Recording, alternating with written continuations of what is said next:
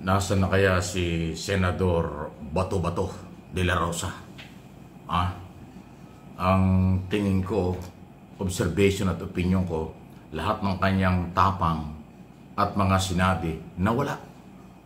Kaya sabi niya, make my day. Sige, hulihin niyo ako. Sige, magpapakulong ako. Sige, haharapin ko ang aking kaso sa International Criminal Court. Kung gusto niyo, kayong humuli sa akin. Yun ang mga statement niya nung wala pa yung issue sa warrant of arrest, after na mahuli si Duterte ng March. Yan ang mga statement ng senador ng Davao Region o ng ating bansa.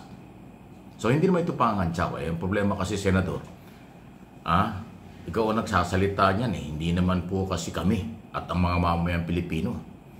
Kung wala kang ganyang klaseng statement, hindi ka namin pag-uusapan ngayon. Di ba?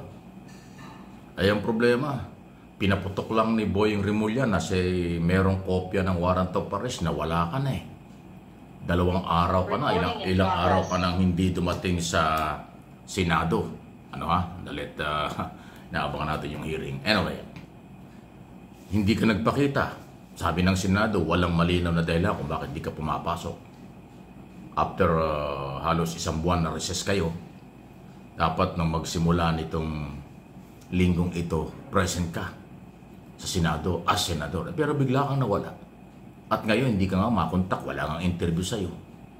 Tapos biglang yung abogado mo, si Torreon, ay tumakbo ng Supreme Court. Nahingi ng temporary restraining order. Diba? Sabagay, yun ang legal na pamamaraan. Kaya lang, wala pa naman yun. Wala pa naman kayong natatanggap na arrest warrant. Nahingi na kayo ng TRO. Diba? So nagpapatunay lang ito na yung palang mga sinabi mo before na sige, magpapahuli ka, hindi ka natatakot sa ICC. Sasamahan mo si Duterte sa kulungan sa The Hague ICC. At haharapin mo ang kasong ito. Lahat pala, pambobola lang yon. Statement ng hindi pala ito magkakatotoo. Ngayon pinag-uusapan ng warrant of arrest na wala ka na. Nasaan ka, senador? Dapat hindi ka nagsalita ng kung ano-ano before, para ngayon hindi yan maging butas laban sa iyo. Kasi senador ka ng Republika ng Pilipinas. Dapat may isang salita. Dati kang Director General ng PNP na nag-operate ng double barrel tokhang operation noong panahon ni Duterte. At yan ay lumabag sa karapatang pantao, kaya ang kaso mo, crime against humanity before International Court. Yun eh. May sinabi na ang Senado na ikaw naman ay kukupkupin. Kung ikaw ay nandun sa Senado, hindi ka pwedeng arestuhin. Pero yun ay may limitasyon. Actually, mali daw si Senator Soto sa akin tingin. Dahil under the law, kailangan pala yung below mababa sa 6 years na kaparusahan ang mga kasong kinasasangkutan ng isang senador, ang protektado lang ng Senado sa loob ng Senado o ng session hall. Pagka umabot na ng 30 years o habang buhay na pagkakabilanggo ang kaso ng isang senador, walang authority ang Senado na ito ay gawing safe house. At hindi dapat proteksyonan kung may warrant of arrest. Di ba? Another issue yan. Baka alam ni Senador Bato de la Rosa ito na hindi siya safe sa Senado at baka alam niyang meron ng warrant of arrest, kaya nagtatago na.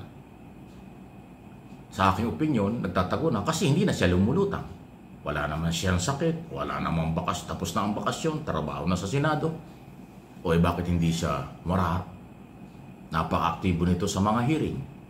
Napaka-aktibo nito sa plenaryo pag kami mga debate. Nung paputukin na mayroong warrant of arrest, nawawala na eh. Ngayon, paano yan? Hinamon-hamon mo si dating Senador Trillanes na siya ang mag-issue ng warrant, siya ang magposa sa'yo. Ngayon, mukhang willing gawin yun. Sa oras na utusan siya at arestuhin ka, baka gawin ni Trillanes yan, paano yan ngayon? Tama yung sinabi ni dating Senador, dating Justice Secretary, now Congressman, Laila de Lima. hindi pwedeng habang buhay taguan ang kaso at warrant of arrest. Kailangan daw sumuko ka, humarap ka. Katulad ng tapang ni De Lima. Ipinakulong, hinaras ng Duterte government, kahit senador. Hinarap niya, nagpakulong siya, pero ayan, dismissal. Malinis na malinis ang kanyang pangalan ngayon. At least, kahit babaeng senadora, congresswoman, nagpakalalaki ang damdamin at tapang, hinarap ang kanyang mga kaso, umano, sa korte, tapos na-dismiss. O edi gano'n. Gano'n din dapat ang gawin mo, Bato de la Rosa, senador. Sabi mo wala kang kinalaman dyan, o sabi mo wala kang kasalanan. Kung yan ang iyong paniniwala, yan naman ay rule of law. Haharap ka sa international court para yung ipagtanggol lang yung sarili. Eh, yan ang pagkakataon mo. Kaya lang, maghanda ka ng $1 million, million euro. Kasi napakamahal ng international lawyer. Walang bare-bareya doon, walang abono doon. €1 million or $1 million ang ibabayad mo sa iyong abogado. Naloko na. Eh, sabi mo wala kang kinalaman sa tukhang or operation or Duterte Squad. O eh, sinabi ni Duterte doon sa public hearing sa Senado na nakarating sa ICC yun. Na yung si General Bato, Senador Bato, kasama yan sa DDS. Duterte Squad daw ng panahon, sabi ni Duterte. Ang lupit, di ba? So si Duterte nagpahamak sa iyo, ikaw ay nagpagamit, ginamit ka ni Duterte. So hindi mo naman pwedeng dahilan yan. O pwede mo siguro dahilan yan sa korte, bahala ka na. Hindi ko alam kung anong argumento mo at depensa mo at sa husgado. Ang pinag-uusapan ngayon, ikaw ay aarestuhin. Pero ngayon nawawala ka na. At amin lang binabalikan bilang Pilipino at mamamahayag, lalo dito sa aking channel, ay nasa na yung tapang ng mga statement at sinabi mo na kaya mong harapin, hindi mo tataguan ang kasong ito. Warrant of arrest pa lang, nawala na. Tama naman yung abogado mo, tumakbo ng Supreme Court. Angin ng TRO, kaya kahit na wala pa kayong hawak o wala pa kayong black and white na warrant of arrest, si Boying Rimulya. Speaking of Boying Rimulya, mayroong mga siguro talagang ganong kababaw ang kanilang kaisipan.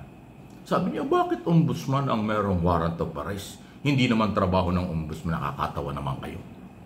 Nakalimutan ba ninyo na dating Justice Secretary si Rimulya at hindi naman niya sinabi na ipinadala sa ombudsman yung warrant of arrest? Ang sinabi niya, meron siyang kopya ng warrant of arrest.